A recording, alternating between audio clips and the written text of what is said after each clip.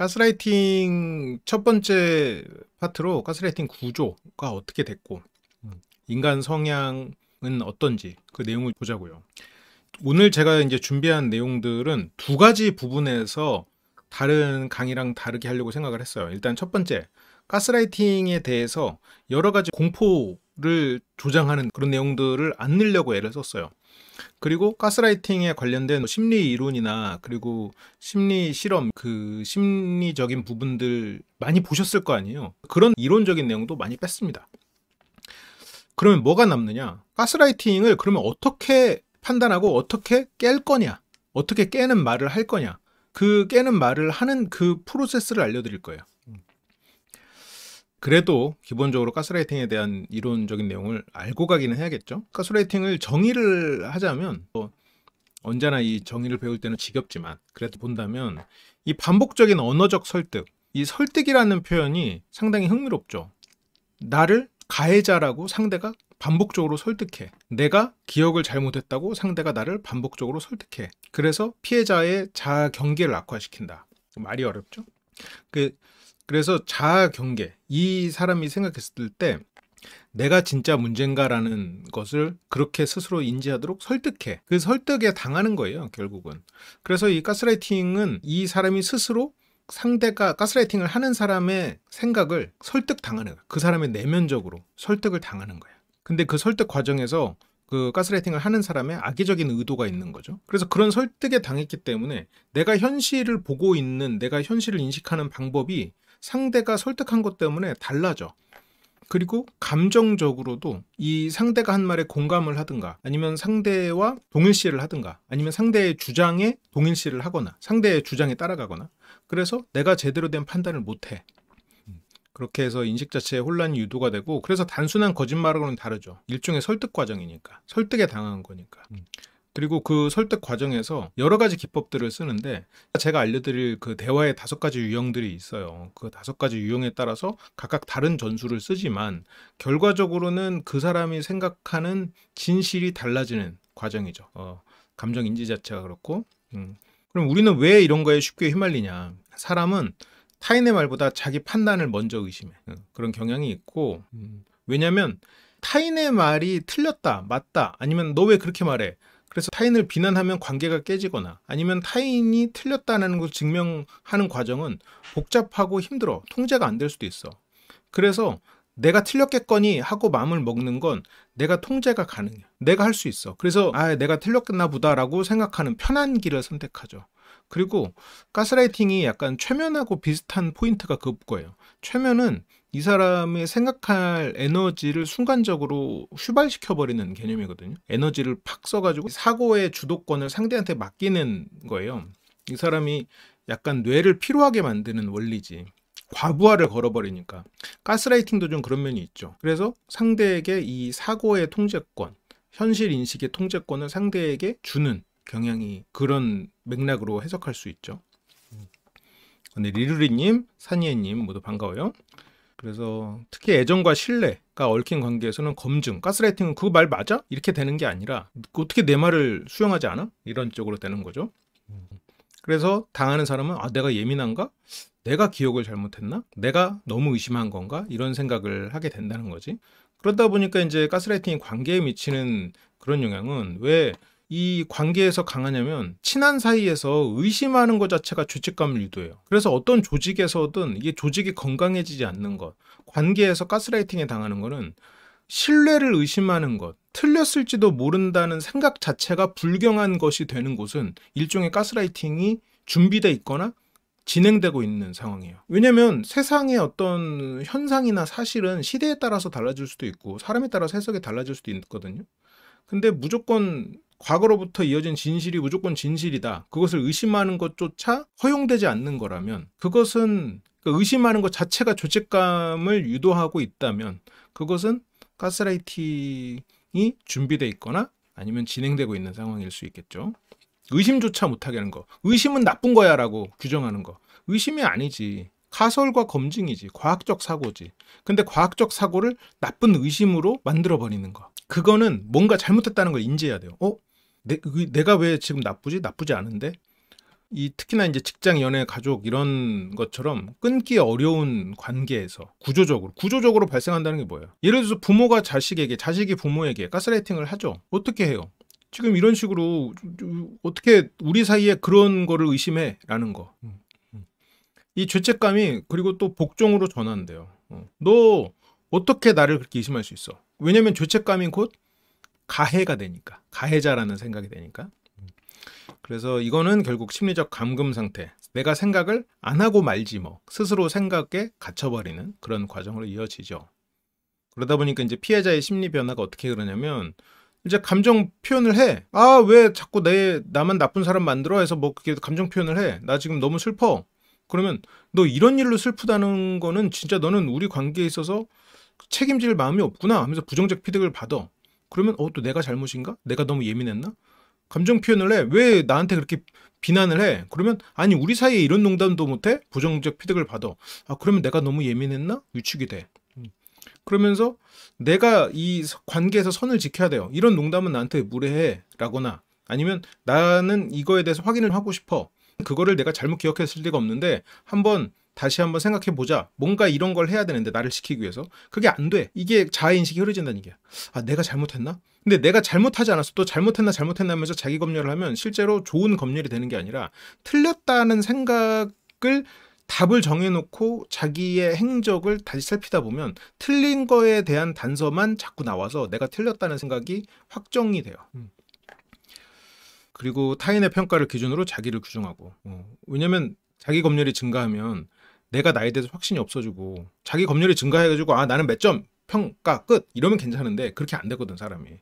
자기 검열을 해서 점수가 나오는 게 아니라 자기에 대한 확신만 떨어지고 그러다 보니까 남의 확신에 의존하게 돼요.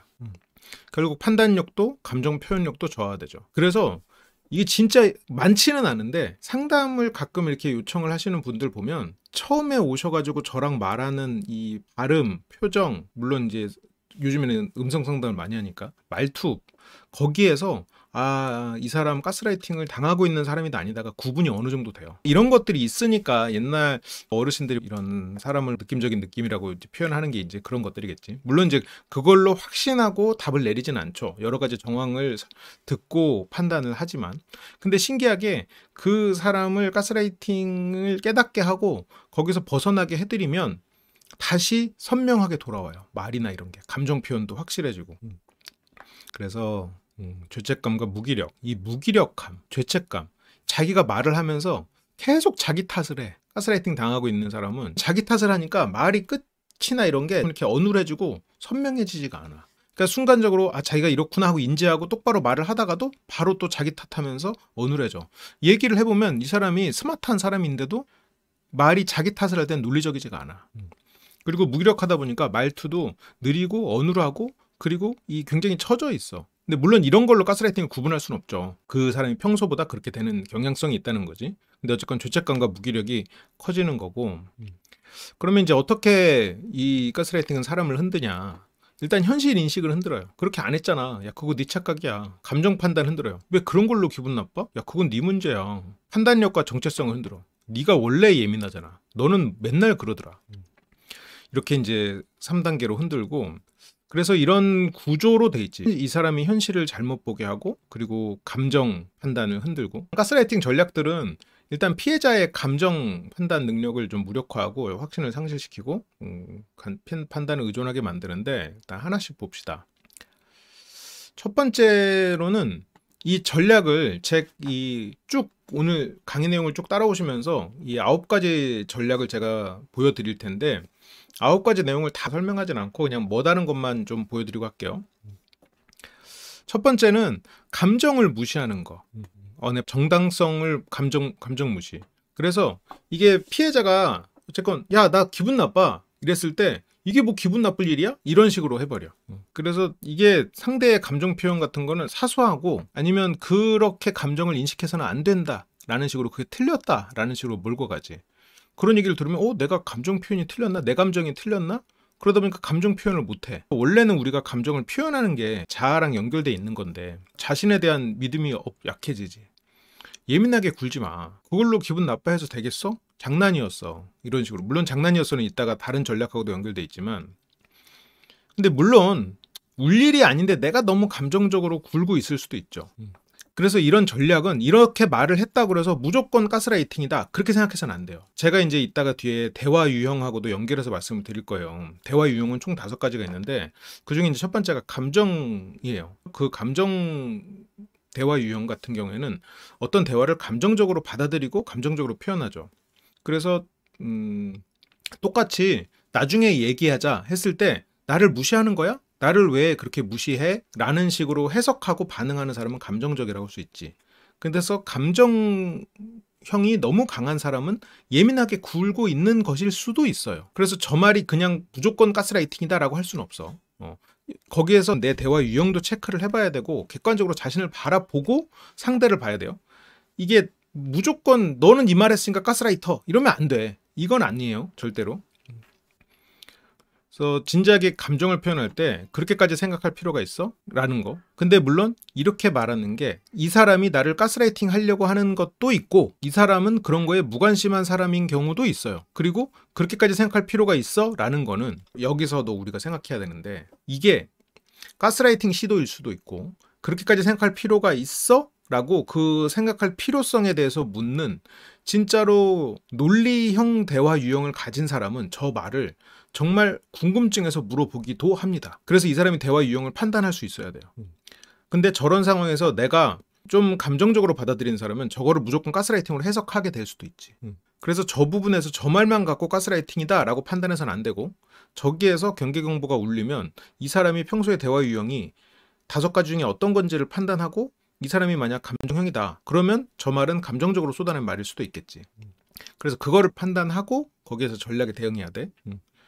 그렇게까지 생각할 필요가 있어가 대화 유형에 따라서 5가지로 해석이 가능해요. 그래서 실습을 인생 PT 하면 30명씩 이렇게 하는데 그 안에서도 다 갈려. 진짜로 저게 그렇게까지 생각할 필요가 있냐는 호기심에 물어본다고 생각하는 사람이 그분은 소수긴 한데 있어요.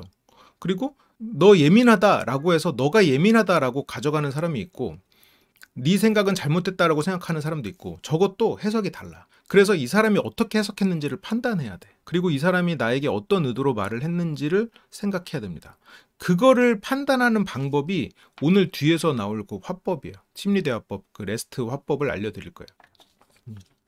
그래서 이 사람이 어떤 방식으로 해석했고 지금 나한테 뭘 요청하고 있는지를 분리해내야 돼. 그래서 이 사람이 나한테 요청이 없고 나를 이러지도 저러지도 못하게 하려는 목적으로 지금 저 말을 한다. 요청이 빠져있다. 아니면 감정 표현만 가지고 하고 있다. 그걸 분리해내야 돼. 이 사람이 무슨 요청을 나한테 하고 있나. 그렇게까지 생각할 필요가 있어? 라는 건 무슨 요청일까? 나를 주눅듣게 하려는 요청일 수도 있겠지. 그래서 그거를 구분해내야 됩니다. 두 번째가 이제 기억 왜곡. 이 허위 기억 실험이라고 있어요. 그 실제 기억이 아닌데 외부에서 어떤 얘기를 듣고 그 과거의 기억을 다시 구성하고 하다 보면 기억이 이 사람 말을 들은 것대로 다시 재구성돼. 예를 들어서 내가 출근하는 길에 사고를 목격을 안 했어요. 근데 근데 출근하는 길에 그때 사고가 났던 뉴스를 제가 본 것 같은데 혹시 그 근처에서 그런 얘기 못 들으셨어요? 뭐 이런 식으로 해서 계속 주입을 받으면 일주일 후에 아 맞아요 제가 출근하는 길에 그 근처에서 사고 났었던 걸 봤어요 이렇게 돼. 그 기억이 주입되고 해가지고 그래서 과거의 대화나 상황을 거짓으로 재해석해서 피해자의 인식을 흔드는 건데 이거는 우리가 가스등 영화에서 아주 잘 봤죠. 네. 그렇죠. 대사가 같다고 다 가스라이팅인 건 아니에요. 나는 위로의 목적으로 말할 수도 있고 나는 궁금증의 목적으로 말할 수도 있고 아니면 진짜 비난의 의도일 수도 있죠. 그래서 그거를 구분해내야 돼. 그걸 구분하려면 제대로 파괴해야 돼. 진심이 느껴지면 가스라이팅이 아니다 라고 구분하는 거는 진짜 위험해요. 왜냐면 왜냐면 거기선 2가지인데 그 가스라이팅 하는 사람도 스스로가 진심이라고 믿고 있고요. 아니요 가족 기준 아니고 새로 만나는 사람도 마찬가지지. 처음 만나는 사람도 마찬가지지.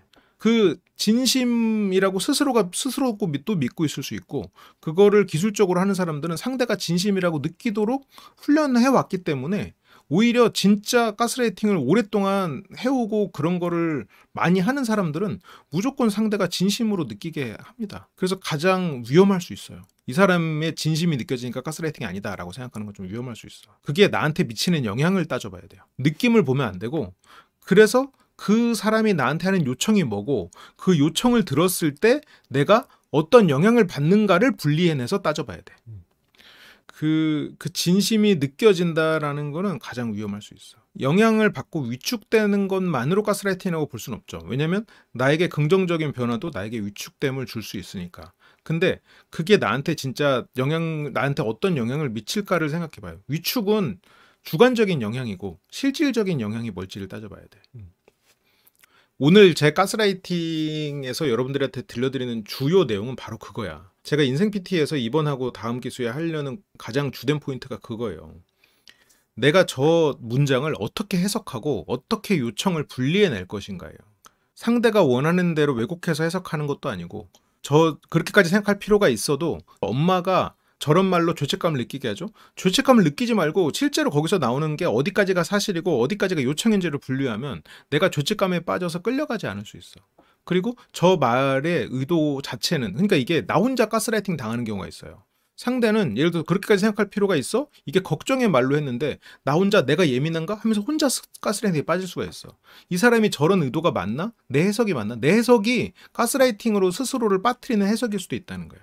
그래서 사실과 해석을 먼저 분리하고 그 해석이 과연 이 사람이 원하는 해석이 맞나? 이 사람이 의도한 해석이 맞나?를 비교해보고 그러면 너의 요청이 뭔가를 분류하는 그 과정이 필요해요. 근데 그걸 안 하고 내가 죄책감을 먼저 가져버려. 내가 주관적으로 해석하고 내 느낌을 믿으면서 해석을 해가지고 그 사람의 요청은 실제로 그 사람이 원하는 요청이 아님에도 불구하고 내가 죄책감에 빠지고 내가 가스라이팅에 혼자 빠져. 그런 경우가 굉장히 많아요. 그래서 오늘 그거를 알려드리는 게 주예요, 실은. 그 사람의 의도를 내 맘대로 해석해서 내 느낌대로 해석해가지고 그 사람의 요청을 내가 받아들여. 내가 그 요청대로 행동하려고 해. 그래서 문제가 생기는 거예요. 근데 이런 얘기는 가스라이팅 강의에 없어. 다른 가스라이팅 강의 어딜 찾아봐도 이런 내용은 없어요. 그래서 가스라이팅이 뭐다, 뭐 가스라이팅은 이런 문구다인데 그런 게 아니라니까.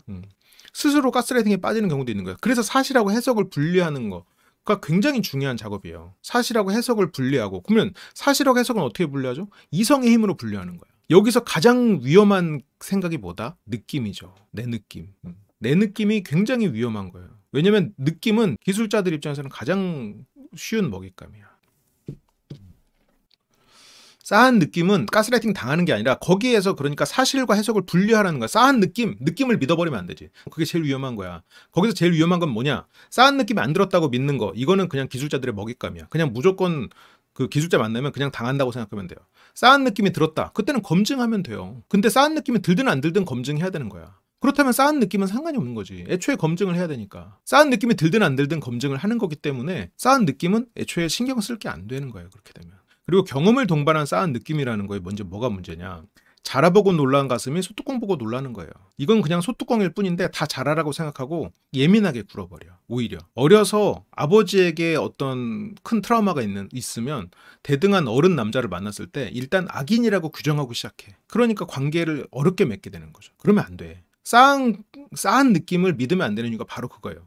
싸하지 않았을 때 믿으면 안 되기 때문에 싸한 느낌을 믿으면 안 되고 싸든 싸하지 않든 어차피 검증해야 돼. 근데 물론 싸한 느낌이 들었을 때는 그런 필요는 있죠. 내가 이게 왜 들었을까를 체크해봐야지. 그러면 조금 더 논리적이고 예민한 나의 어떤 감을 예민하게 만들 수 있지만 싸한 느낌 때문에 결론으로 바로 이어지면 안 돼. 싸한 느낌에서 결론으로 가기 그 사이에는 검증이 거쳐져야 돼. 근데 그 검증 방법이 오늘 제가 말씀드리는 사실하고 해석을 분리해라. 사실하고 해석을 분리하고 그리고 그 요청이 뭔지를 판단해라. 그리고 그 요청이 나에게 주는 영향을 판단하면 그러면 더 안전하죠. 그게 필요한 거야. 근데 아시겠죠? 그래서 느낌이라는 거는 진짜 우리를 교묘하게 속이는 때가 많아요. 그리고 그 느낌을 알기 때문에 진짜 이런 가스라이팅을 정말 의도적으로 하는 사람들은 그런 느낌을 이용합니다. 그래서 그 느낌을 믿는 게 가장 위험해요. 사기꾼들은 원래 부처처럼 생겼다고 해요. 원래 부처 얼굴에 사기꾼 관상이 있다고 하는 것처럼 물론 부처님이 사기꾼이 나타는 절대 아니에요. 가장 사기를 치지 않는 사람이기 때문에 이런 말을 하는 거 아시죠? 원래 그런 겁니다. 그 느낌을 그렇게 이용하는 거야. 낯설에도 봐봐요. 여우들은 절대 여우의 얼굴을 하고 있지 않아요. 우리가 이제 3인칭으로 보니까 이제 여우 같은 행동을 하는 사람이 여우처럼 보이지. 보통 여우들은 어떻게 생겼어? 곰처럼 생겼어. 편안하게 생겼어. 허허허 웃게 생겼어. 진짜 여우들은 1인칭으로는 안 돼요. 눈앞에서 보면. 느낌으로는 구분이 안 돼. 느낌을 믿으면 진짜 위험합니다. 그래서 부처님 같이 이렇게 인자하고 그런 관상이 무조건 사기꾼 관상이 그게 아니라 그런 인상과 느낌만으로 구분해서는 안 된다는 뜻인 거죠. 그래서 아무튼 그런 얘기 한 적 없어. 네가 기억을 잘못한 거야. 이런 식으로 이제 왜곡하는 거. 그리고 난 너한테 거짓말한 적 없어. 네가 오해한 거지. 이런 대사들 굉장히 많이 나오죠. 근데 실제로 이것도 그러니까 상대를 가스라이팅하기 위한 문장이기도 하고 실제로 오해하는 경우도 있어요. 그러니까 이거는 저 문장만 가지고 판단해서는 안 돼. 그러니까 예를 들어서 우리 주말에 뭐 놀러 갈까? 그래서 상대가 그래? 그러면 우리 이번 주말에 일본 갈까? 일본? 뭐 좀 생각해 보자. 이렇게 말했어요. 일본은 가기 싫은 거야. 너무 멀어서 가기 싫어. 그냥 놀러 가자라는 거는 나는 그냥 이 앞에 산책 나가자는 뜻이었어. 근데 일본 가자 그래서 근데 거절하기가 좀 미안해서 그래 좀 생각해 보자 이렇게 말했어. 근데 얘는 일본 갈 줄 알고 기대를 한 거야. 근데 그 일본 가기 전날 막 나한테 따지는 거지. 너 일본 간댔다가 왜 아무 데도 안 가? 왜 아무것도 준비를 안 해? 그래서 내가 일본 간다고 안 했는데 야 너 그러면 나한테 일본 가져간 게 거짓말이었어? 아니 난 너한테 거짓말한 적 없어. 네가 오해한 거지. 이렇게 될 수가 있는 거야. 그러니까 이것도 이 상대가 말하는 게 어디서부터가 어디까지가 사실이고 해석인지를 구분하고 요청을 구분해 놨으면 이런 문제가 안 생기지. 이 상대의 대화 유형이 나와 다르다는 거를 인지했으면 저런 문제가 안 생기겠지. 내가 혼자 해석한 거잖아. 물론 상대가 내가 혼자 해석한 게 맞는지 그러면 한번 검증은 했어야지. 그래서 좀 생각해보자 했을 때 이 사람이 일본에 대해서 일단 오케이는 안 했어. 그러면 그 부분에 대해서 이 사람이 불편해 하나 보다 하고 조율을 하든가 아니면 왜 일본 가기 싫어? 내가 준비할 테니까 가자 하고 한 번 더 요청을 하든가 아니면 그 부분에서 어떤 방식으로든 검증하는 단계를 거쳤다면 저런 문제가 안 생기겠지. 제가 이거는 진짜 정말 죄송한 말씀인데 조심성이 많고 싸한 느낌으로 믿고 거르는 사람들은 실은 사기당하기 가장 좋은 조건들을 다 갖춘 상태긴 합니다. 이거 제가 사기 강의에서 말했던 거예요. 왜 그런지 생각해봐요. 조심성이 많고 싸한 느낌이 있으면 바로바로 걸러버리는 사람은 왜 사기당하기 세팅이 돼 있을까? 실은 그런 사람들이 가장 손쉬운 먹잇감이에요. 내가 그 사기 강의에서 말해놨어. 그러니까 보통 우리는 사기를 잘 안 당하지만 사기꾼들이 노리는 대상은 그런 대상이라는 거지. 그거 제가 책에도 썼고 사기꾼 강의에서도 했던 얘기긴 해요. 아무튼 그렇고요. 그래서 그 느낌을 근데 좋죠. 성벽을 높게 쌓았을 때는 그 성벽을 넘어오는 사람이 한 명만 있어도 바로 점령당하는 거예요. 내가 이 사람, 그러니까 면역력이 없이 완전히 멸균 상태로 가정을 운영하다가 세균이 하나 들어오면 다 전염되는 거나 똑같아. 평소에 내가 이런 것들을 맞이하고 그리고 이런 것들을 검증할 수 있고 뭐가 나한테 도움이 되고 안 되는지를 하는 게 아니라 마치 멸균 상태로 만들어 놓는 거예요. 그 상황에서 바이러스든 아니면 내가 경험하지 못했던 어떤 세균이 들어와. 그럼 바로 아파버리는 거거든요. 그런 원리죠. 그래서 이런 분들이 한번 느낌을 믿으면 훅 빠져버려. 왜냐면 그 느낌으로 모든 걸 차단해 왔기 때문에 그 반동으로 한번 그 느낌을 믿게 되면 훅 빠진단 말이야. 그걸 조심해야 돼. 그러니까 지금 만약 그 느낌으로 내가 이렇게 탄탄한 방어벽을 세웠으면 이제는 누가 들어왔을 때 그거를 검증하는 방법도 세워야 돼요. 근데 여기서 막 검증까지 되면은 너무 까다로운 사람이 될 수는 있거든요. 그래서 어느 정도는 일종의 면역력을 키우는 과정이 좀 필요할 수가 있는 거죠. 전략은 9개가 있는데 사례로 그냥 바로 넘어가서 봅시다. 연인 관계에 오늘 왜 연락이 없었어? 그러니까 B가 그래. 야, 너 또 의심하네? 진짜 피곤하다. 넌 늘 그렇게 의심을 하냐? 넌 늘 문제야. 여기서는 아까 우리가 봤던 첫 번째 전략이 쓰였죠. 감정을 판단하고 조작하는 거. 너 또 의심하네. 오늘 왜 연락이 없었어? 라는 거를 지금 의심으로 해석을 해버렸지. 그리고 A는 그냥 이유가 궁금했을 수도 있어. 걱정했을 수도 있지. 가스라이팅 하는 사람이 본인이 하는지 모르고 가스라이팅 하는 경우도 있고 상대는 나를 가스라이팅 하려는 게 아닌데 나 혼자 가스라이팅 당하고 있는 경우도 있어요. 현실에서는. 감정의 정당성을 부정했죠. 심지어 이 사람이 감정을 드러내지도 않았어. 뭐 표정이나 제스처에서 드러낼 수도 있겠지만 의심이라고 해석을 단정 지어버렸지. 그리고 그 다음 전략으로는 이게 9개의 전략을 쭉 다 있고 그거를 설명을 했는데 그렇게 디테일하게 보존하시는 분은 인생 PT 오세요. 그리고 책임 전가 전략을 또 썼죠. 너는 늘 문제야. 감정의 원인을 피해자에게 전가. 그리고 여기서 이제 의심을 해서 네가 그렇다. 여기서 이제 이미 해석에서부터 왜곡된 해석을 하고 있죠. 그리고 늘 문제야 라는 식으로 상대에게 문제를 했고, 내가 피곤해. 너는 나를 피곤하게 만드는 가해자다 라는 식으로 지금 전략들을 쭉 짜서 그 가스라이팅 전략들을 쓰고 있죠.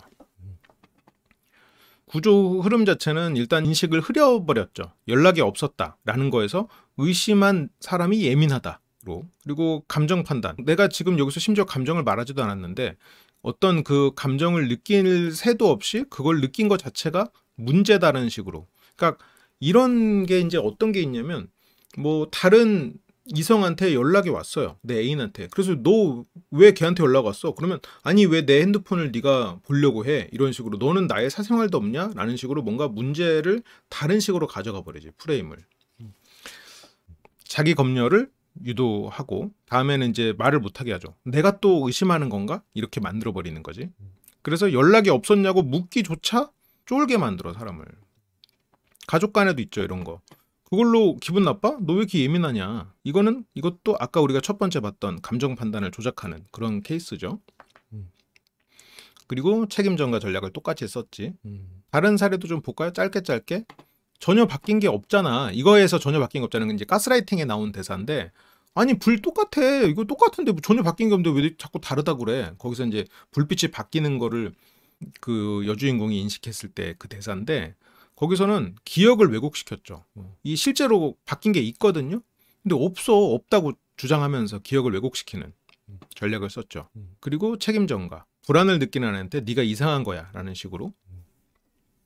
이건 중요한 자리는 아니잖아. 왜 그렇게 화를 내? 이거는 감정 무시. 그렇게까지 감정적으로 생각할 필요 없는데. 그리고 말의 책임 회피. 책임을 상대에게 떠넘기는 방식으로. 네가 날 이렇게 만든 거야. 진짜 많이 쓰는 문장이죠. 네가 날 이렇게 만든 거야. 자기 행동 원인을 상대에게 점가하는 세 번째 전략이고, 그리고 네 번째 전략으로 이제 정서적으로 혼란하게 만드는 방식이에요. 이거는 뭐 우선순위를 바꾸는 거기도 하고, 그래서 혼란을 유도하는 거고, 실은 이제 제 책들에도 보면은 조금씩 할 게 있어요. 감정을 소모하지 않는 대화법만 봐도 상대 말에 자동 반응하지 말고 이 구조적으로 판단을 하라고 그 훈련법이 나와 있거든요. 그 사람이 나쁘다라고 그렇게 판단하지 말고 그 말이 나를 왜 흔드는가를 판단하라고 돼 있어요. 바로 해석하려고 하지 말고 관찰을 해야 돼. 감정은 반응이 아닌 신호니까 그 신호는 수단이거나 아니면 어떤 결론을 내리기 위한 필요한 거지. 그래서 감정을 무시당한 사람은 자기 판단까지 의심하게 된다. 이게 책에 있는 문장들을 갖고 봤거든요. 감정 무시는 감정 인식 자체를 흔들죠. 그래서 어떻게 그러면 해부할 거냐. 이 내용적인 걸 알려줘야지. 이 우리를 조작하려는 거를 우리는 이성적으로 바라봐야 돼요. 이거를 해부하는 방법은 몇 가지 방법들이 있는데, 저는 오늘 이걸 다 알려드릴 수 있을지는 모르겠지만 그 세 가지를 알려드리려고 해요. 첫 번째는 어떻게 상대의 문장을 해부해 볼 거냐. 그 해부 방식 자체. 뭐를 어떤 방식으로 생각해서 저 문장을 들여다볼 거냐. 두 번째는 그 어떤 내가 표현을 어떻게 해석하는 대화 유형을 가진 사람이냐. 저 사람의 대화 유형은 뭐냐. 그리고 저 사람이 어떤 프레임에 근거해서 말하고 있느냐. 이거를 쭉 알려드릴 텐데, 오늘 주제는 해부 방식이니까.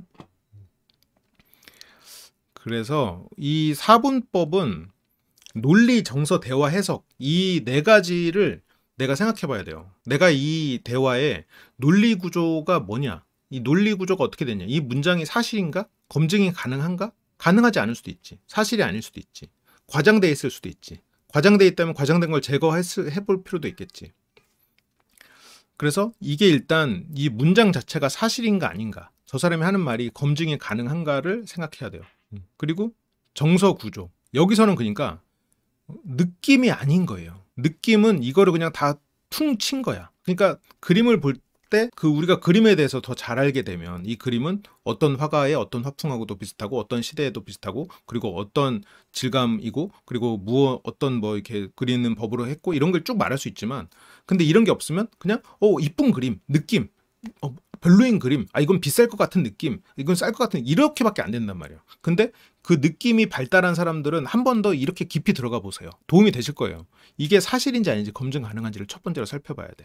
두 번째는 이 사람이 어떤 감정일까를 생각하기보다 이 말이 나에게 어떤 감정을 유도하려는 목적일지를 판단해야 돼. 근데 내가 감정적으로 조금 더 예민하거나 아니면 감정적으로 부정적인 감정이 많이 올라오는 사람이다라고 했을 때는 저 정서 구조로 문장을 해부할 때 무조건 상대가 가해자가 되기가 쉬워요. 그래서 정서 구조로 분해를 할 때는 내가 정서가 안정적이고 이성의 힘을 발휘할 수 있는 상태여야 돼요. 듣기에 기분이 나빴다. 그렇다고 무조건 가스라이팅이 아니지. 그러면 다른 논리 구조, 대화 구조, 해석 구조에 있어서 문제가 없는데 정서 구조에만 내가 감정이 항상 부정적이야. 그렇다면 그 관계에 문제가 있거나 내 정서에 문제가 있는 거야. 그래서 그런 부분은 생각을 해야 되고. 그러니까 이거 중에서 하나만 문제여도 문제다. 그렇게 하면 안 되는 거지. 대화 구조는 이 말이 그 다음에 어떤 흐름을 만들지를 생각해야 돼요. 근데 저 대화 구조의 흐름도 우리가 이렇게 해볼 수가 있어. 이 다음에 이제 해석 구조로 연결되는 건데 이건 제가 이게 애들하고 대화할 때도 이런 식으로 하라고 애들하고 대화할 때도 말씀을 드린 적이 있어요. 사람의 어떤 말은 여러 가지 의도를 가질 수가 있어요. 그 의도 중에서 무엇을 가지고 다음 문장을 이어가느냐에 따라서 상대가 원래 그 문장에 가지고 있었던 의도가 바뀝니다. 무슨 말이냐면 애들은 물건을 쏟았어. 아니 뭐 그릇을 깼어. 그때 엄마를 방해하려고 깼을까? 아니겠죠. 장난을 치려고 깼을까? 그랬을 수 있죠. 엄마를 도와주려고 깼을까? 그랬을 수 있지. 그런데 여기서 최악은 너는 왜 하는 일마다 엄마를 이렇게 방해하니? 라고 하면 얘가 가지지 않았던 의도를 가지고 비난받은 거야. 이건 최악이지. 그 다음에 너는 왜 이렇게 장난을 자꾸 쳐? 장난 자꾸 치니까 문제가 생기잖아. 장난의 의도만 가지고 얘기했지. 그거는 차악이야. 다음이야. 여기서 장난의 의도가 90%였어도 그 10%에 더 올려는 마음이 있었다면 엄마 도와주려고 그랬구나. 고맙다 고맙다. 근데 이거 깨서 이거 어떡하냐. 위험하니까 이거 치워야 돼. 라고 하면 얘는 자기가 엄마를 도와주려고 했던 의도라고 스스로가 해석하게 돼. 도와주는 프레임으로 끌고 온 거야. 그래서 그 해석은 우리가 어떻게 하느냐 따라서 상대의 의도가 바뀌기도 해요. 그래서 이 상호작용의 흐름이라는 게 상대가 나를 조종하려고만 한다? 아닐 수도 있어요. 내가 가스라이팅으로 해석을 하려고만 하면 가스라이팅으로 흘러가는 거야. 그렇게밖에 나는 해석을 못하는 사람이면. 감정적으로 내가 비난받았다고 해석을 하면 그렇게 흘러갈 수밖에 없는 거야. 내가 느낌으로 저게 나쁜 느낌이라고 한번 판단을 하고 저 의도를 나쁘게 해석하기 시작하면 그 의도만 남는 거예요. 그래서 느낌으로 보면 안 돼. 우리가 대화에서 주도권을 가지려면 기본적으로 그 느낌에서 벗어나서 이성적으로 생각하고 전략적으로 접근해야 돼요. 그러면 상대의 의도를 바꿀 수가 있어요. 느낌만 가지고 피한다? 그러면 10명 중에 1명이 남겠지. 근데 내가 그거에 대해서 선의를 뽑아내서 이 사람의 의도를 바꿀 수 있다. 그러면 10명 중에 9명을 만날 수 있어. 10명 중에 9명은 나한테 선의로 대하게 돼요. 그런 일들이 반복되다 보면. 근데 내가 쎄하다고 피하면 실제로 어중간한 중립지역에 있는 모든 사람들이 싹 걸러지지. 그 중에는 나에게 정말 어떤 도움을 줄 수 있는 선의를 가진 사람들도 있을 수 있고 선의도 섞여 있는 사람도 있을 수 있고 아무 생각이 없는 사람도 있겠지만 그래서 저는 항상 이성의 힘을 강조드리는 거예요. 그거를 계속해서 훈련을 시키는 거고 계속 훈련을 시키고 관점 바꾸는 거 훈련시키고 이번에 가스라이팅 수업조차 그걸 체득하기 위해서는 사실과 해석을 분리하는 게 1단계예요. 사실과 해석을 분리할 줄 모르는 사람은 가스라이팅을 파괴할 수가 없어요. 느낌을 쫓아가면 가스라이팅을 깰 수가 없어. 그냥 도망칠 뿐이야. 가스라이팅일지 모른다라는 생각이 모든 상대에게서 그런 비슷한 낌새가 있을 때는 다 도망치는 거예요. 그러면 사회생활을 어떻게 해? 가스라이팅 같은 화법을 다들 조금 쓸 텐데 사회에서 만난 사람은 그냥 바로 다 손절해? 그건 힘들죠. 우리는 어쨌건 사회생활을 해야 되니까. 관계를 맺어야 되니까. 느낌으로 내가 이 사람이 내가 가스라이팅 했는데 느낌이 확신이 들었어. 느낌으로 해서. 그러면 어떡해? 부서를 옮겨달라고 그러거나 막 직장을 이직해야 돼. 그런 극단적인 일을 해야 된단 말이에요. 그게 쉽지 않아. 현실은 그렇게 안 돼요. 새로운 관계를 맺기가 힘들어지지. 위험한 거예요. 그래서 우리가 그 느낌에서 벗어난다는 게 참 쉽지가 않아. 왜냐면 저는 고정관념, 이 프레임 같은 게 기본적으로 있기 때문에 그런 거에서 벗어난 사고를 하기가 어렵죠. 그게 뭐 10년, 20년 더 긴 세월을 우리는 그 안에서 갇혀 있었기 때문에. 느낌을 따라가면 사람이 남질 않아요. 사람이 점점 줄어. 그래서 어쨌건 이렇게 이제 분해를 하는 건데 이 대부분의 가스라이팅 문장은 논리랑 감정이 겹쳐 있거든요. 그래서 사실, 해석, 평가, 지시 이런 것들을 이제 서로 넘기는 건데 그 가스라이팅은 피해를 당한 사람이 그거를 타인의 시선으로 서사를 다시 쓴다. 이게 무슨 말이냐면 타인이 원하는 대로 나를 조종하려는 사람이 원하는 대로 내가 그 생각을 하게 만드는 거죠. 이번에 이제 실습으로 나는 솔로에 나오신 분들 그 캐릭터들 문장을 분해하고 있는데 그게 이제 쉽지 않죠. 왜냐면 우리의 고정관념을 깨고 나와야 되거든. 그런 것들이. 그리고 당연히 저거는 우리에게 가스라이팅일 거다. 아니면 당연히 저거는 비난이야. 당연히 저거는 호의적인 말이야. 이런 느낌이 다들 있어요. 그렇게 뭐 몇십 명이 되시는 분이 다들 있거든요. 근데 그분들 모아가지고 그 문장을 어떻게 해석했어요? 어떤 느낌이세요? 라고 물어보면 다 달라. 객관식으로 5개씩 해서 드리면 다 달라요. 다들 신기해. 아니 이 문장을 어떻게 그렇게 해석하세요? 아니 이 문장을 어떻게 그런 느낌으로 받아들이세요? 나의 느낌하고 다른 사람의 느낌이 다 달라. 그 말을 한 사람의 의도는 그러면 어떤 느낌이 맞을까? 누가 느낌이 맞을까? 내 느낌이 맞고 저 사람 느낌은 틀렸을까? 아니면 나는 그냥 느낌이 틀릴까? 아니지. 다 틀렸을 수도 있는 거지. 그래서 항상 이 말을 듣고 그 다음에 자기 검열을 할 게 아니라 그 문장 자체를 스스로 검증할 수 있어야 돼요. 바로 대화 유형으로 가봅시다. 대화 유형은 5가지가 있어요. 방금 내가 그렇게 4개로 해부하는 개념을 일단 알고 접근을 해야 되고, 그리고 그 4개로 해부하는 과정에서 그 해석 파트에서 우리가 주로 해석을 하는 유형이 이렇게 5가지로 나뉘어요. 감정형, 논리형, 관계형, 회피형, 공격형 이렇게 5가지로 나뉘는데 이거는 출처가 없어요. 제가 그냥 여러분들의 이해를 돕고자 구분을 한 거예요. 이거는 말 그대로 대화에서 유형이고 이 유형에 따라서 뭐 그 사람의 사고방식은 좀 영향을 받죠. 근데 이 유형은 뭐 이대로 타고났거나 뭐 그런 건 아니에요. 대화를 할 때 이 사람이 주로 어떤 유형으로 해석을 하는가, 해석의 방향성이 어떤가, 그리고 대화를 표현하는 방식이 어떤가, 그 사람이 쉽게 빠지는 방식인 거지.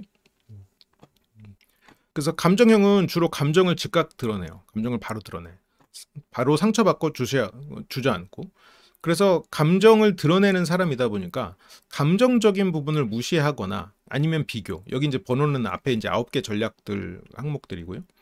그래서 비교가 되면 감정적으로 터져 나오지. 질투라는 감정이 나오니까. 감정을 무시하는 이게 감정 무시가 가스라이팅 전략이기도 하지만 실은 논리형들이 주로 하는 말 표현이기도 해요. 그게 왜 궁금해? 라고 진짜로 물어봤을 때 감정형은 감정을 무시당한다고 생각할 수 있겠지. 그래서 이게 가스라이팅 취약 전략이기도 하지만 가스라이팅이라고 오해해버리기도 쉬운 방법이야. 감정형은 감정을 즉각 드러내고요. 논리형은 사실과 이유를 강조해. 논리적으로 얘기해. 그래서 이 사람들은 논리형 같은 경우에는 말싸움을 시도하는 경우도 있어요. 이번에 가장 가까운 유형이, 그러니까 논리형이 가스라이팅 측면에서는 가장 유리한 유형이에요. 가스라이팅을 하기도 유용하고 당하지 않기로 방어에서도 유용한 가장 강력한 유형이긴 한데 논리형은 대화를 그렇다고 뛰어나게 잘하냐? 아니에요. 논리형도 이 대화에 서툰 논리형의 사례가 최근에 나왔었어. 그게 이번에 26기 그 순자님, 영호님 이렇게 셋이 데이트할 때 영식님이 정말로 논리에 근거한 얘기들을 하는데 결과적으로는 대화에 못 껴. 물론 그 세 사람의 구도의 차이도 있었지만 대화 자체가 센스가 없게 느껴져. 굳이 저거를 우리가 감정적으로 이해했을 때 바로 인지할 법한 것도 저 사람은 그 논리적인 주장을 해. 부모님이 본가가 대전에 있고 부모님하고 나는 서울에 살아. 그러면 따로 사는 거잖아요. 근데 논리적으로는 따로 사는지 아닌지 알 수 없다잖아요. 그런 걸 주장을 한단 말이지. 그런 게 결국 약간 영식님도 나왔죠. 약간 말싸움을 시도하는 것 같지. 순자님에게 약간 말싸움 하듯이 들어가지.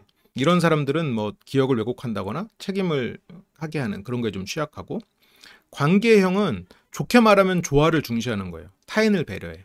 그리고 이 사람들은 불편해도 참아요. 그러다 보니까 이제 뒤에서 나오는 회피형하고는 뭐 어떻게 차이가 나냐면 그냥 좋은 게 좋은 거지 하고 넘어가는 유형이야. 그러다 보니까 이 정서혼란은 주객이 전도되는 경우가 많아.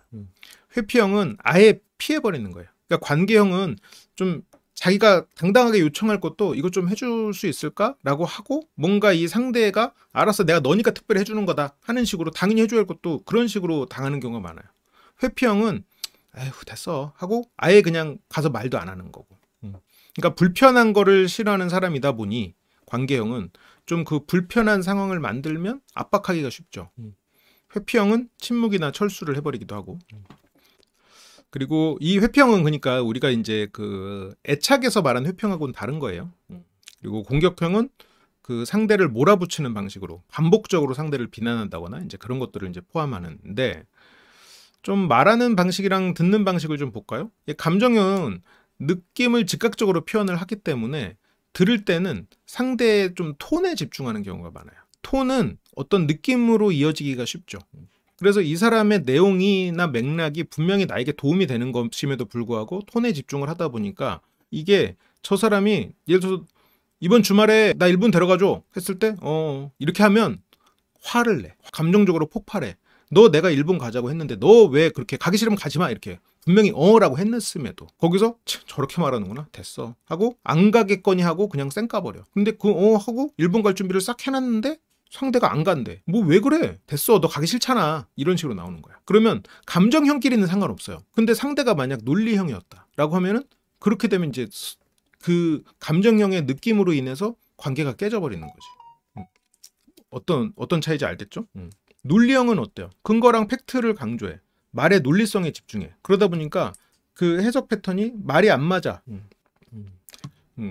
그래서 말이 안 맞는다라는 식으로 해석하면 거기서 반박해. 반박을 하고 논리가 중요하다 보니까 혼자서 고립돼. 아 세상에 진짜 이렇게 다 무식한 사람들. 이거 보면은 약간 이번에 영식님 떠오르죠. 근데 영식님 같은 사람이 실은 유형으로는 굉장히 이성적이고 논리적인 사람인 거예요. 회피형은 피하거나 얼버무려요. 피하거나 얼버무리다 보니까 그리고 강한 말도 좀 피하고 말을 안 해. 말을 침묵으로 해. 아, 그 피곤한 얘기야. 아니면 괜찮아. 자기가 굉장히 싫으면도 괜찮아. 그냥 넘어가 버려. 근데 관계형 같은 경우는 나 때문에 또 분위기가 망쳤네. 그래서 양보하고 자기 검열하고. 회피형은 조금 더 그 수동 공격적인 부분이 강하죠. 거기서 그냥 벗어난다거나 반응을 안 한다거나. 공격형은 약한 소리 하지 마. 뭐 아니면 반격하거나 몰아치거나 이런 것들이 있죠. 그래서 이런 유형별로 또 콜드리딩 할 수 있는 질문은 콜드리딩은 이 사람이 감정형일 때 감정형이라는 걸 판단하기 위해서 미리 그냥 감정형이라고 단정하고 질문했을 때 너 누가 말 한마디만 잘못해도 오래 곱씹는 편이지? 맞아 어떻게 알았어? 그러면 감정형. 너 다른 사람이 논리적인 오류 있으면 감정도 그냥 다 못 믿게 됐지? 맞아 그러면 논리형. 논리적 오류가 있어도 뭔 상관이야. 그건 모르겠고 그러면 이제 논리형이 아닌 거지. 주변에 분위기 안 좋아지면 너 아무 말도 못하지? 그럼 관계형. 네가 불편한 얘기 피하는 습관 남들도 알아챘을까? 그러게 내가 그 습관이 있는 걸 어떻게 알았어? 그러면 이제 회피형이죠. 너 말로 밀리면 가만히 못 있지? 공격형. 근데 이런 것들이 막 섞여서 나와요. 특히나 이제 관계형하고 회피형은 또 왔다 갔다 하기도 하고 감정형하고 공격형도 왔다 갔다 하기도 해. 그리고 관계형하고 공격형이 왔다 갔다 하는 사람이 있어. 그거는 이제 관계형으로 해서 자기 말 계속 삼키고 있다가 쌓이고 터지면 공격형으로 터져버리는 거야. 네. 그래서 이 유형이 있는 거예요. 그러니까 여기서 이거를 보면서 여러분들이 이제 생각을 하셔야 되는 거는 뭐냐. 이런 유형을 뭐 외우고 공부하고 그런 것도 물론 나중에 이제 가능하면 하지만 일단 첫 번째로 여러분들이 아셔야 되는 건 대화 유형 자체가 5가지의 해석이 가능하다. 기본적으로. 최소 5가지의 해석이 가능하기 때문에 저 사람의 말을 내가 순간적으로 어떤 방식으로 해석을 했어. 그 해석의 결과가 어떤 느낌으로 나왔다고 했을 때 그 해석을 100% 신뢰하지는 마라. 검증해봐라라는 거예요. 내가 저 사람의 말을 감정적으로 해석을 했는데 저 사람은 논리적인 발화였을 수도 있는 거예요. 그래서 그걸 찾아야 돼. 예를 들어서 회피형이 좋아 하고 그냥 그러니까 거기서 그 사람에게 싫다는 말 하기 싫고 이 사람이랑 말을 섞고 싶지 않아서 좋아 하고 말했어. 그러면 그래 혹시 좀 불편한 거 있어? 라고 물어봐야겠지. 근데 만약 논리형이 괜찮아 라고 하면 진짜 괜찮은 걸 거고. 이번에 옥수님 같은 경우에도 열쇠 어떻게 할래? 열쇠 어떻게 할까? 라고 그걸 3번 물어보거든요. 지복행에서. 그거는 실은 옥수님은 그 상황에서는 좀 회피적인 대화 방식이었지. 실은 자기의 감정을 드러내지 않고 그 감정을 숨기기 위해서 본인이 그 전까지는 어떤 감정적인 그 대화 유형을 했었지만 감정과 회피가 나왔었던 거죠. 근데 거기에서 사호 같은 경우에는 열쇠 어떻게 할까라는 그 질문이 어떤 감정적인 부분이 아니었고 그건 논리적인 질문이었죠. 먼저 가는 사람이 가지고 가자였으니까. 그러다 보니까 두 사람의 의도나 해석이 완전히 다르게 됐죠. 그래서 이런 부분에 있어서 내가 이런 게 해석이 한 번 됐다고 해서 그거를 맹신하면 안 된다. 그래서 너는 뭐뭐니까 뭐뭐를 위해 희생해야 돼. 이런 문장 가스라이팅 많이 나오는 문장이죠. 그래서 어때요? 뭐가 있을까? 너는 엄마니까 아이를 위해 희생해야 돼. 너는 팀장이니까 팀원들을 위해 희생해야 돼. 너는 뭐뭐니까 누구를 위해 희생해야 돼. 그런 문장들. 이거 전략은 규범적으로 압박하고 책임을 전가시키는 그 두 가지 전략이 주로 쓰인 문장이에요. 물론 이것도 앞뒤 맥락을 좀 살펴야겠죠. 여기에서 감정형이야. 이 말을 딱 들으면 울컥하거나 울컥하면서 침묵하지. 내가 왜 하였지만 감정적으로. 논리형은 그게 무슨 논리야? 앞뒤가 안 맞잖아. 희생과 그거는 논리적이지 맞지 않은데 관계형은 그렇지 하고 수용해버리고 회피형은 듣기 불편하니까 그냥 피해버리고 공격형은 너는 뭘 희생했는데 이렇게 나오는 거지. 유형별로 차이가 있죠. 그래서 이 테스트하는 그 문항지가 있어요. 그래서 이제 그 문항에 따라서 이제 해보면 자기가 뭐가 많이 나오는지가 나오는데 이제 여러분들도 이걸로 이제 조금씩 유추해 볼 수가 있겠지. 희생이라는 말 자체가 이상하죠. 논리형. 그건 논리형. 그게 무슨 논리야랑 좀 비슷한 맥락이지. 희생이라는 말 자체가 이상하잖아. 약간 이런. 주먹부터 나갈 수도 공격형. 공격형. 그건 딱 봐도 공격형. 공격했잖아 지금. 그렇죠. 그것도 넌 멀리 희생했는데 보다 이제 더 직접적인 공격이군요. 그치. 이게 이제 희생이라는 단어가 안 들어가고 더 교묘하게 숨어 있는 그런 것들도 참 많아요. 하다 보면. 그렇고 그 얘기는 그만하자. 예를 들어서 이 문장 같은 경우에도 유형별로 해석이 다르다는 거야. 감정형은 무시당한 감정이 들어. 논리형은 왜 논리를 끊지? 왜 말을 끊지? 이 말을 해야 되는데라는 생각이 들지. 관계형은 분위기가 안 좋아졌네. 회피형은 됐다. 그냥 편하다. 그냥 가자, 집에 가자. 공격형은 통제당했다고 느껴. 그래서 각각 자기가 느낀 감정에 따라서 다른 해석을 하죠. 감정형은 내 말 무시하네. 그러면 그 얘기 그만하자 했을 때 여기서 감정적으로 바로 직관적으로 나오면 그 얘기 그만하자 했을 때 내 말 왜 무시하냐 이렇게 되는 거고, 논리형은 그 얘기 그만하자 했을 때 아니 이 얘기는 해야지 라고 말하고, 관계형은 그 얘기 그만하자 했을 때 왜 내가 뭐 잘못했어? 라고 말하겠지. 회피형은 그 얘기 그만하자 했을 때 돌아서겠지. 공격형은 그 얘기 그만하자 했을 때 왜 네가 뭐가 그렇게 잘났는데 나한테 이래라 저래라 하고 하는 거지. 그러니까 감정형하고 공격형이 지금 이 문장에 대해서는 조금 비슷하게 나올 수 있겠죠. 그래서 저것도 사람에 따라서 내 유형에 따라서도 해석이 달라지는 거예요. 그리고 내 해석이 달라지면 내 반응이 달라지고 저 사람의 의도가 달라져. 이게 참 흥미로운 거예요. 저 사람의 의도는 저 사람이 말하기 전에 결정되어 있는 것 같은데 그 의도 중에 내가 어떤 걸 가지고 그 다음 이야기를 끌고 가느냐에 따라서 그 의도가 달라지는 거예요. 이미 결정되어 있는 것 같지만 그 의도는 결정되어 있지 않아.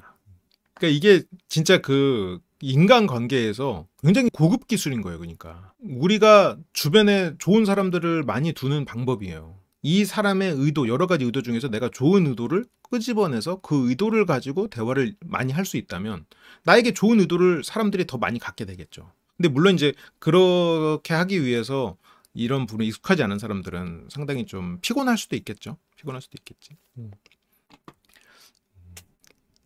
그런데 감정형으로서 내가 해석을 했을 때 나쁘냐? 그건 아니지. 그러면 여기서 내 말 왜 무시하냐? 라고 하지 말고 거기서 내 말도 좀 들어줘 라고 요청할 수 있겠지. 논리형은 정확히 말을 좀 정리하자 라고 요청을 할 거고, 관계형은 그냥 좋게 넘어가고 싶어 라고 하겠지.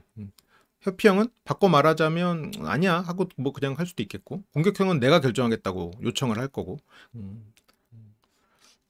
그래서 혹시라도 여기서 조금 추가로 여러분들 자가진단 좀 해보시려면 감정형은 감정에 치인다라는 말을 좀 자주 듣는지, 논리형은 좀 사실이 틀리면 감정에 대해서 아무 상관이 없다라고 생각하는지, 관계형은 늘 눈치 보면서 자기 말을 못하는지, 회피형은 말을 안 해서 손해본 적이 있는지, 그리고 말을 안 하는 것으로 공격을 하는 적이 있는지, 공격형은 말로 이기면 이기는 것이 가장 중요하다고 생각하는지, 뭐 이 정도로 체크해봐도 어느 정도 알 수 있죠.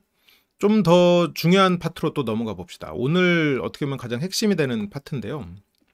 레스트 전략이에요. 이 조작을 해체하기 위해서. 아까 우리가 초반에 봤던 4개의 것이 있었어요. 그 뭐가 있었냐? 해부하는 방식이 있었어요. 거기에서부터 연결되는 얘기가 되는 거예요.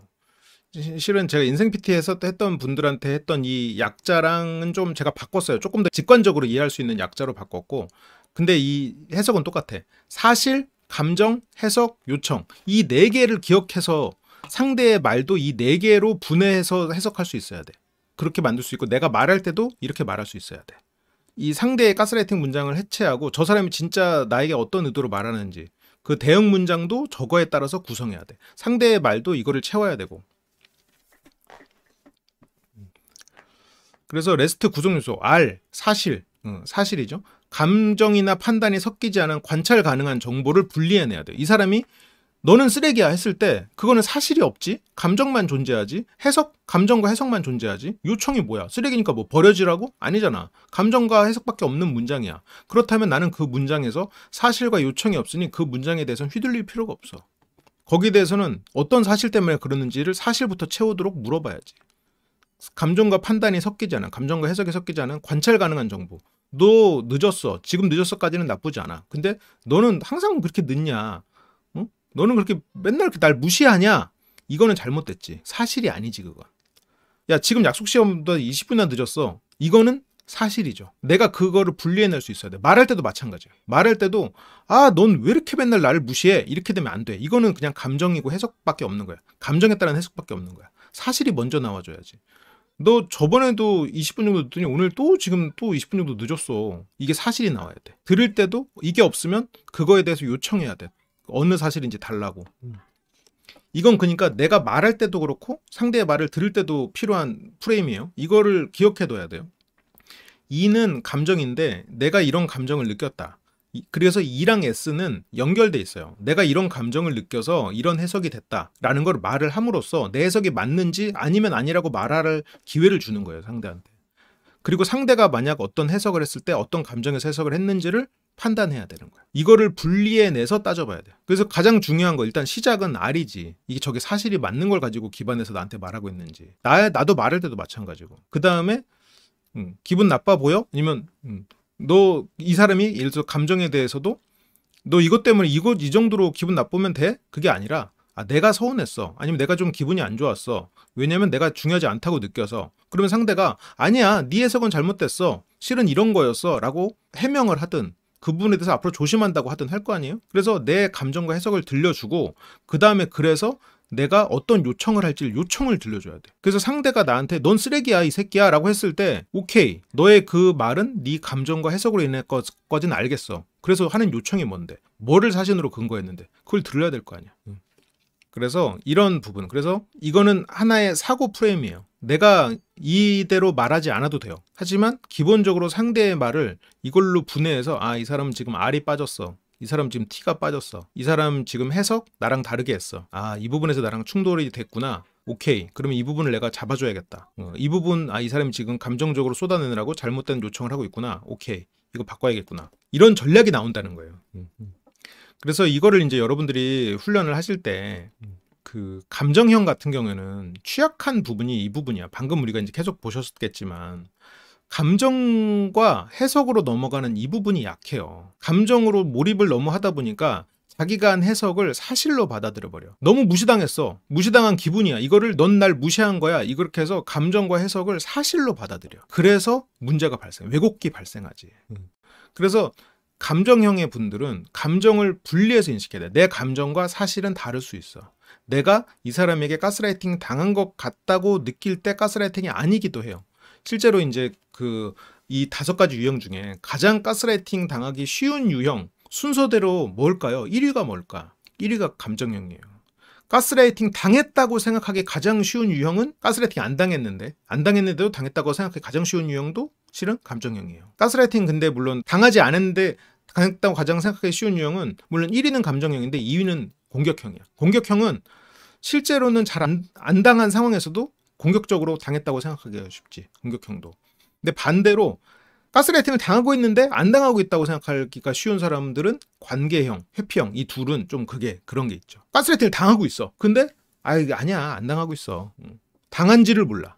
관계형이나 회피형은 좀 조금 그런 부분이 있죠. 그래서 그런 것들을 이제 좀 잘 생각을 하셔야 돼요. 그리고 가스라이팅을 이 사람이 의도적으로 하는 사람이 아니라면 그거는 멈추게 할 수 있어요. 그래서 감정을 분리하고 인식해서 해석은 내 느낌이다 라고 정리해라. 그래서 느낌과 사실을 분리할 수 있어야 돼. 느낌과 사실을 분리해서 이 사람의 요청이 뭔가, 오케이, 그 요청이 내가 수용할 수 있다. 그럼 해줄 수도 있어. 그러면 내가 이 사람과의 관계에서 내 요청은 뭘까? 그것도 따져봐야겠지. 그래서 이 느낌으로 내 해석을 내 느낌이기 때문에 이걸 가지고 문장을 이어가면 안 되는 거예요. 느낌과 사실을 분리할 수 있어야 돼. 나는 뭐뭐해서 서운했어까지는 표현을 하되 판단은 유보하는 연습을 해야 됩니다. 느낌으로 판단으로 이어져 버리면 안 되는 거예요. 논리형은 해석에서 이 감정으로 넘어갈 때 감정을 억제해 버리다 보니까 대화를 할 때 이 사람이 말 그대로 해석해서 끝나. 논리적인 얘기만 해. 그래서 해석은 잘하는데 감정을 무시하게는 억제. 이 사람 분명히 사실을 말하는 건 맞는데 왜 이렇게 불편하지? 이번에 26 영식님 대화하는 거에서 딱 드러났죠. 사실은 맞아요. 논리적이긴 해. 근데 같이 뭔가 대화가 안 되는 느낌. 감정을 논리 뒤에 숨기지 말고 감정을 저 레스트에 분명히 포함시키는 훈련을 해야 됩니다. 감정형 입장에서는 감정을 포함시키는 걸 훈련하라고? 그게 왜 필요해? 라고 생각하거든요. 필요해요. 왜냐면 논리형은 감정을 표현하는 거를 불필요하게 생각하거나 잘 못하거든. 그래서 이걸 해야 됩니다. 이 신기해요. 이거 이제 혼자서 보시면 이게 다른 유형들 보면 야 저게 왜 필요해? 이렇게 생각을 하시거든요. 근데 같이 모아놓고 이 훈련을 시켜보면 야 이렇게 다르다고? 그렇게 그걸 느껴요. 이건 어떤 분은 아니 이게 느낌이 당연한 이 느낌이잖아. 근데 다른 분은 그런 느낌이 들어요? 이런 대화들이 오고 가. 그래서 다르다는 거를 일단 인지하는 게 이 O유형과 레스트로 넘어가는 이 부분이죠. 그리고 진짜로 감정에 대해서 취약한 논리형들은 감정에 구체적으로 이름을 붙이고 그 내 감정을 진짜 말로 표현하는 훈련까지도 해야 돼요. 관계형은 이 요청을 못해요. 요청이 너무 제대로 안 나와. 나 때문일지 몰라라는 생각을 해버린단 말이죠. 분위기 유지나 다른 사람을 배려하는 거를 중점적으로 하다 보니까. 그래서 관계랑 회피는 그분이 다르죠. 관계형은 관계를 유지하기 위한 행동을 하다 보니까 그게 나오고, 회피형은 말 그대로 그 상황에서 좀 도망치려는 상황이죠. 관계형은 좀 좋은 게 좋은 거지 하면서 다른 사람을 배려하느라고 희생하는 거고, 회피형은 개인주의적이고 좀 도망치려는 성향이다 보니까 실제로 결과는 좀 비슷해 보이지만 성향 자체는 굉장히 다른 성향이죠. 그래서 이런 명확한 요청, 이런 거를 회피하지 않아야 되겠죠. 이렇게 조화롭게 주체적으로 표현을 해야 되고, 이렇게 부탁을 구체적인 행동으로 딱 요구할 수 있어야 돼. 내가 지금 하려는 이 요청이 뭔가, 레스트에서 내 T는 뭔가 생각해야 돼. 그리고 상대의 T를 내가 무조건 다 들어줘야 된다라는 생각에서 벗어나야 돼. 그리고 회피는 이 전체 구조에서 그냥 벗어나 버리는 거지. 사실에 대해서도 서로 그 사실을 확인하고 검증하는 것도 싫고, 그리고 요청도 안 받고 싶고, 그래서 그냥 괜찮아, 그냥 이렇게 하는 거. 네 가지에 다 해당되는 사람은 그 순간순간 내가 어떤 상황에서 공격이 나오는지, 어떤 상황에서 회피가 나오는지 이런 거를 따져볼 필요도 있을 거예요. 그래서 회피형이면 사실을 명확히 말하고 회피하지 않고 표현한다.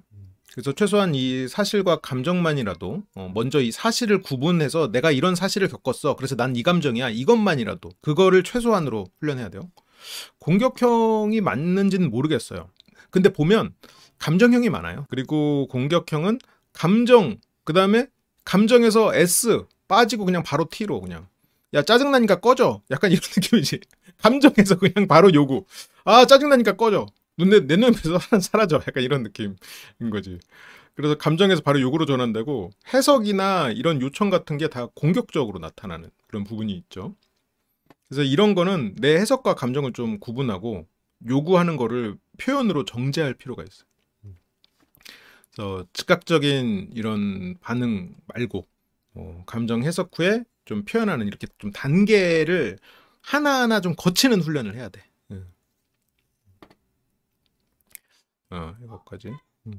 조금 더 어려운 개념이 하나가 남았는데, 이제 원래는 더 깊이 들어가면 그 5가지 대화 유형과 그리고 레스트에 따라서 그 대화 유형마다 레스트를 어떻게 활용해야 되는지, 그리고 그 대화 유형마다 가스라이팅 하는 방식이 있거든요. 그래서 그걸 어떻게 파괴할 건지, 그리고 그 다음으로 넘어가는 이 프레임인데,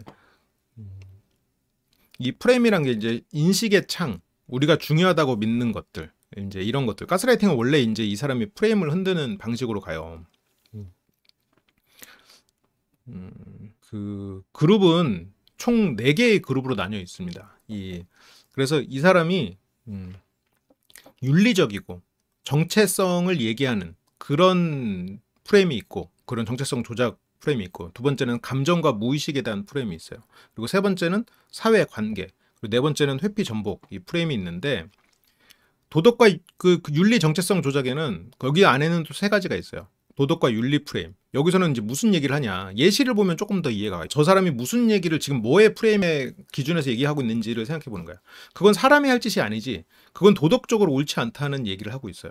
예를 들어서 근데 이 프레임을 왜 알아야 되냐, 뭐 꼭 프레임을 다 외울 필요는 없어요. 근데 그 개념만 알면 돼. 이거를 다 프레임 외우라는 거 아니에요. 세상엔 이런 프레임들이 있으니 상대가 지금 저 프레임으로 얘기를 하고 있구나 라고 생각하고, 그 프레임에서 내가 어떻게 빠져나올 거냐. 예를 들어서 야, 그건 사람이 할 짓이 아니지 했을 때, 야, 사람이라면 그래도 연락을 좀 자주 하고 했어야 되는 거 아니야? 너처럼 이렇게 나한테 하루 종일 연락 안 하는 건 진짜 사람이 할 짓이 아니지 했을 때 어떻게 해야 돼? 그때 가장 바보 같은 접근이 뭐냐, 야, 사람이어도 그렇게 해야지, 할 수 있지, 응? 사람이 그런 짓도 할 수 있는 거 아니야? 가면 안 되는 거야. 상대가 정해놓은 프레임을 그대로 쓰고 있는 거거든. 거기서는 빠져나와야지. 그래, 너는 그렇게 사람이 그렇게 할 짓이 아니라고 너는 느꼈을 수 있겠지. 나도 바쁘다 보니까 너의 감정을 좀 배려를 못했다. 그분은 참 미안하게 생각하고 하고 가는 거야. 지금 어떻게 넘어갔지? 감정으로 넘어갔잖아. 감정의 프레임으로 넘어갔잖아. 그 도덕적이고 윤리적이지 못한 인간이야 하고 일종의 비난하고 가스라이팅을 하는 건데, 그 얘기를 듣고 나는 오케이, 너의 감정 이해한다. 내가 미안하다. 네 감정을, 그래서 내가 윤리적이지 못한 인간이라 미안해가 아니거나 미안해라거나 내가 윤리적인 인간이야 라고 반박하면서 윤리 프레임에서 있을 게 아니라 감정 프레임으로 넘어오라는 얘기야. 상대가 정한 프레임에서 놀지 말라고. 그래서 이거를 알려드리는, 이걸 다 외우라는 건 아니에요. 그냥 이런 게 존재한다는 거야. 예를 들어서 애가 아까 뭘 그릇을 깨고 거기서 막 뭐라고 했어. 그때 아, 엄마 도와주려고 그랬구나. 아유, 그래도 이거 위험해. 이것도 얘의 사고 프레임을 전환시켜버리는 거야. 그래서 논리형이 이 프레임 조작하는 사람들에게 취약할 수가 있어요. 왜냐면 그 사람이 정한 프레임에서 논리로 싸우면 아무리 싸워봤자 지는 거거든. 그 안에서 갇혀버린 거거든요. 그래서 너 원래 그런 애잖아. 응? 정체성하고 자아 프레임을 하면 너 원래 그런 애잖아. 그러면 나 원래 그런 애 아니거든? 이렇게 갈 게 아니라 여기서 벗어나야지. 조금 어렵죠? 상황에 따라서 굉장히 활용법도 무궁무진하고, 실은 이걸로 그 한 학기 강의를 할 수 있을 정도로 실은 이거는 다양한 실습이 가능한 소재예요. 실은 굉장히 풍부한 실습이 가능하지. 그냥 한 시즌을 이걸로 돌려도 돼. 인생 PT. 이게 실은 12개의 프레임으로 된 거거든요. 상대가 수용할 만한 딴소리라고 해야죠. 여기서 이걸 봅시다. 예를 들어서 도덕 윤리로 상대가 이제 나를 비윤리적인 존재로 막 찍으려고 하잖아요. 레이저 포인터를 켜볼까요? 상대가 나를 비윤리적인 존재로 낙인 찍으려고 하잖아요. 그러면 이게 나를 도덕적인 죄책감을 유발하려고 하는 거란 말이에요. 그럼 어떻게 깨야 돼? 그거는 네가 생각했을 때는 윤리라고 생각할 수도 있겠지만 내 판단은 좀 다르다. 네가 그런 거를 윤리라고 생각하는 게 나는 좀 불편하다라고 할 수 있겠지. 예를 들어서 레스트를 적용하면 어떻게 될까? 사실 확인. 내가 어제와 오늘 지각을 해서 참 미안해. 그런데 내가 지각한 걸로 네가 그렇게 나를 비윤리적이라고까지 말하는 거는 좀 서운한 부분이 있다. 내가 절대 너를 무시한다거나 그리고 내가 어떤 도덕적인 그런 것 때문에 늦은 건 아니야. 그러니 내가 앞으로 늦기 전에 너한테 꼭 말을 할게. 너도 그렇게 심한 얘기를 나한테 하지는 않았으면 좋겠어. 라고 레스트 프레임으로 말을 한다면 그렇게 짤 수 있겠지. 근데 이렇게 말하는 건 기다려주지 않잖아요. 상대가 너는 이렇게 했어 그러면 됐어, 닥쳐, 꺼져 이렇게 나오겠지. 하지만 레스트 프레임으로 말을 못할지언정 레스트 프레임으로 상대의 말을 해석할 수 있어야 돼. 이 상대가 무슨 요청을 하고 있지? 무슨 지금 사실을 가지고 근거하고 있지? 저 사람은 지금 나를 윤리라는 프레임으로 나를 지금 가두려고 하고 있구나. 나의 지금 도덕적 죄책감을 유발하고 있구나 정도까지는 이해해야 돼. 이 사람이 여기 이분은 지금 도덕적 윤리 프레임으로 나를 가두려고 할 때 내가 지금 도덕적 죄책감이 유발될 때 그냥 자동적으로 되거든요, 이게. 그때 아, 내가 지금 이 도덕 프레임에 지금 갇히고 있구나. 오케이. 그러면 그럴 필요는 없지 라고 하는 거야. 정체성을 공격하는 프레임은 뭐가 있어요? 너 원래 그런 사람이야. 이런 거는 실은 아이에게 말할 때도 진짜 위험한 얘기지. 그 아이가 변화를 하려는 의지를 차단해 버린단 말이야. 근데 거기에서는 그러니까 그건 네가 본 일부야. 나는 변하고 있어라고 그냥 정면으로 부정하는 것도 방법이고. 감정과 심리 프레임. 네 감정이 문제야. 그렇게 슬퍼할 일 아니야. 그렇게 기뻐할 일 아니야. 감정 자체를 비정상으로 규정해 버리지. 내가 느끼는 감정은 내 현실이야. 내가 이상하다고 생각하지는 않았으면 좋겠어. 갈 수 있겠지? 이거를 한번 레스트로 다 적용해서 해보면 회피 방어 프레임은 논점 흐리고 말 끊고 질문을 못하게, 의심도 못하게. 근데 거기에서는 의심을 차단하는 게 이 회피 방어 프레임의 보통 목적이니까 의심이라는 표현을 넣어서 상대를 흔드는 것도 방법이죠. 네가 그만하자고 말하는 순간부터 나는 좀 더 생각이 든다. 좀 뭐 그렇게 말을 하면서 상대에게 더 요구를 할 수도 있겠지. 그래서 프레임 전환 뭐 예시 몇 개만 좀 더 볼까요? 그래도 좀 이 정체성 프레임으로 상대가 하고 있어. 그때는 감정 프레임. 너는 쓰레기 같은 인간이야. 그럴 때는 네가 좀 많이 슬펐구나. 이런 식으로 가는 거고. 관계 프레임. 너 우리 관계가 잘 되려면 네가 이 정도는 했어야 되는 거 아니야? 우리 사이에 이 정도는 해줬어야 되는 거 아니야? 라고 할 때 우리 사이는 정말 좋은 사이지만 이게 옳지 않은 일 같아서 나는 그랬던 거지. 우리 사이를 나는 그런 건 아니다. 이런 식으로 옳고 그름으로 가져가는 거지. 감정 프레임. 내 감정이 지금 그래. 내 감정은 지금 너무 슬픈데 너는 왜 몰라줘? 그럴 때 그래, 네 감정이 슬픈 건 알겠지만 나는 네가 슬플 만한 일을 한 적이 없어. 나는 이러이러 했거든 하고 사실 프레임으로 넘어오는 거지. 근데 물론 이것도 요령껏 해야 돼요. 이게 무조건 좋다 이런 건 아니야. 그 프레임 안에서 자연스럽게 빠져나올 방법을 생각해내야 돼. 근데 거기에는 화술도 상당히 필요하죠. 여기서도 이제 가스라이팅 문장으로 한번 몇 개 볼까요? 그런 걸로 상처받는다니 너는 진짜 유리멘탈이다. 응? 이게 지금 보면 감정 프레임 왜곡했지. 이게 감정 프레임으로 시작해가지고 왜곡이 됐지. 그리고 이 정체성 프레임으로 왔단 말이에요. 유리멘탈인 인간으로. 근데 여기서는 감정하고 사실을 분리해야 돼. 이 사람은 지금 나한테 그리고 뭘 요구하는지, 심지어 이게 사실인지도 검토해야지. 그런 걸로 내가 상처받은 게 맞나? 이 사람이 말하는 저 말을 함으로써 내가 상처받은 사람이 됐을 수도 있어. 그리고 저걸로 상처받는 게 유리멘탈이 맞을까? 그것도 검토해봐야겠지. 그리고 이 사람이 지금 보면 저걸 아예 정체성으로까지 했거든요. 근데 거기에서 그걸로 상처받는 거를, 그러니까 저 일에 대해서 내가 지금 자기 확인으로 가야 돼. 내가 지금 저걸로 상처받은 게 맞나? 나는 유리멘탈이 맞나? 상처받았다고 해서 또 유리멘탈일까? 야, 내가 유리멘탈이면 내가 지금 네 말 듣고 울었겠지. 응? 네가 그 말을 할 수 있다는 것 자체가 내가 유리멘탈이 아니라는 얘기고, 그러면서 또 다음 얘기를 할 수도 있는 거지.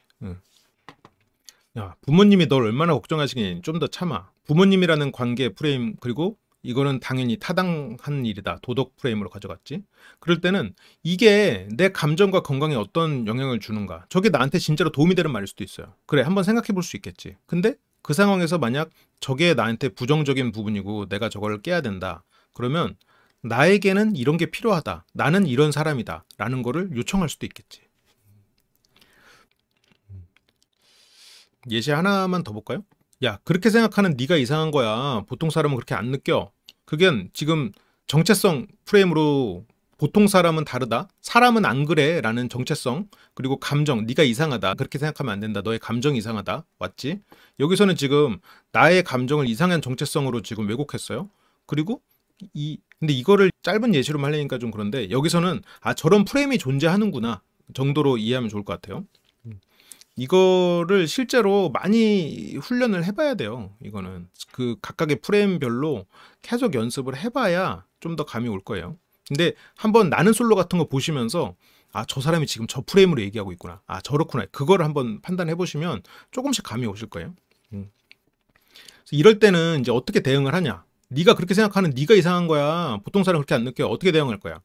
레스트에서 사실로 해야지. 나는 이렇게 느꼈고 이건 내 경험이야. 내가 이런 경험을 했어. 그거 사실. 그리고 그 경험에서 나는 이렇게 느꼈어. 그걸 그래서 그 해석. 나는 근데 내가 한 경험에서 나는 이런 해석을 했어. 그리고 내가 보통 사람이 아니라는 건 네 생각이지로 이어질 수 있겠죠. 근데 물론 그렇게 말할 필요는 없어요. 사고방식만 그렇게 해도 돼.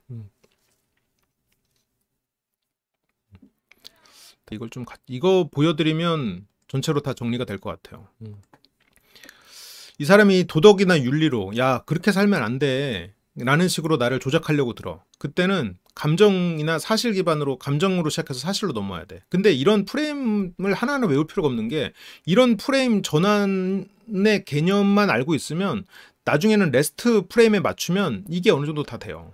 이게 레스트가 약간 만벽통치약 같은 거예요. 그러니까 디테일하게 들어가면 이런 프레임 전환까지 우리가 생각해서 들어갈 수는 있는데 이렇게까지 생각하면서 대응하기 힘드니까 기본적으로 모든 걸 레스트로 짜서 해석하고 레스트에 따라서 말을 하고 이러면 어느 정도 커버가 되죠. 오늘은 전체적으로 이제 뭘 쭉 훈련을 해드린 거냐면 이게 이제 오늘 한 게 되게 많아요. 이 분해법 하나가 시작됐고 그리고 다섯 대화 유형, 그리고 그 레스트 기법, 그리고 프레임 이렇게 지금 총 4가지를 여러분들한테 소개해드렸어요. 소개해드린 거고 근데 여러분들이 이제 오늘 아셔야 되는 건 이게 이런 기법들이 있구나. 근데 여기서 꼭 하나만 지금 머릿속에 남기겠다. 그러면 아까 그 레스트 뭐죠? 사실, 감정, 해석, 요청 이 4가지로 구분해서 쪼개본다. 사감해요. 이걸로 이렇게 쪼개본다. 이렇게 생각을 해가지고 상대의 말도 쪼개보고 내 말도 만약 요청이 없으면 요청을 확실히 얹어야 돼. 그 요청이 진짜 요청이 맞는지 생각해야 되고 그래서 그 사감해요 이 레스트 프레임에 맞춰서 하면 이 사람의 유형에 따라서 내가 해석을 잘못했으면 그 해석에 따라서도 얘기를 해야 되고 내 해석이 나는 너의 해석을 이렇게 했다. 그래서 나는 이런 요청을 한다. 네가 지금 이런 해석을 한 것 같은데 네가 지금 한 요청이 맞아라고 물어볼 수도 있겠지. 그래서 여러분들이 이제 혹시 나중에 더 원하시면 여기서 이제 하나하나를 좀 뽑아내 가지고 그걸 가지고 또 강의를 만들어야 될 것 같아요. 그리고 이런 거를 실습을 하고 있는 게 인생 PT예요. 인생 PT에서 이번 시즌 다음 시즌은 이제 가스라이팅이고 그 다음은 또 대화로 할 거고 한 주에 한 번씩은 이렇게 2시간 정도씩 해가지고 강의를 꾸준히 준비를 해보도록 하겠습니다.